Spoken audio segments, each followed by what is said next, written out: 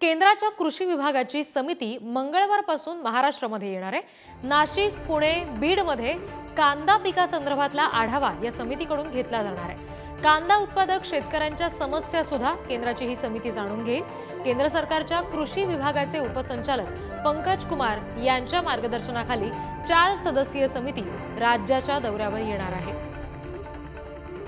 नाशिक, पुणे, बीड मध्ये कांदा पिकाचा आढावा घेण्यासाठी म्हणून केंद्र सरकारच्या कृषी विभागाची एक समिती आहे जी मंगळवारपासून महाराष्ट्रामध्ये असणार आहे। आणि नाशिक, पुणे आणि बीड मध्ये विशेषतः ही समिती काम करेल। कशा पद्धतीने पिकांच्या नेमके काय समस्या उद्भवत आहेत, शेतकरी त्या संदर्भात नेमकं काय करतात, त्यांच्या काय समस्या आहेत हे जाणून घेण्यासाठी ही समिती खास महाराष्ट्राच्या दौऱ्यावर येणार आहे। मंगळवारपासून समितीचा दौरा असेल।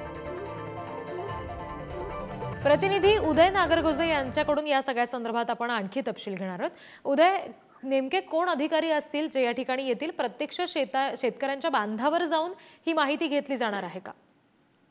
हा, नक्कीच। कृषी विभागाचे, केंद्रीय कृषी विभागाचे हे सर्व अधिकारी असणार आहेत।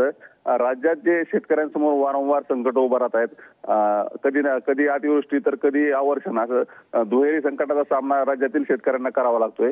कांद्याचे दर एकीकडे कोसळत आहेत, सोयाबीन तसेच कापसाला देखील भाव मिळाला नाही। तर ही सगळी समस्या जाणून घेण्यासाठी, शेतकऱ्यांच्या अडचणीचा अभ्यास करण्यासाठी हे पथक येत आहे। बीडसह इतर भागात हे पथक भेट देणार असून आता हे पथक अहवाल दिल्यानंतर केंद्र सरकार यावर उपाययोजना करू शकणार आहे।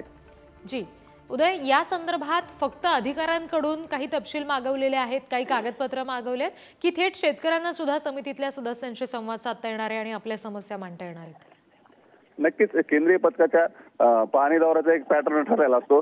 प्रारंभी ते अधिकाऱ्यांशी चर्चा करतात आणि मग थेट शेतकऱ्यांशी संवाद साधतात, थेट बांधावर जातात आणि शेतकऱ्यांच्या समस्या जाणून घेतात। परंतु पुढे या अहवालाचं काय होतं आणि त्यावर अंमलबजावणी काय होती हे मात्र अद्याप शेतकऱ्यांसमोर आलेलं नाही।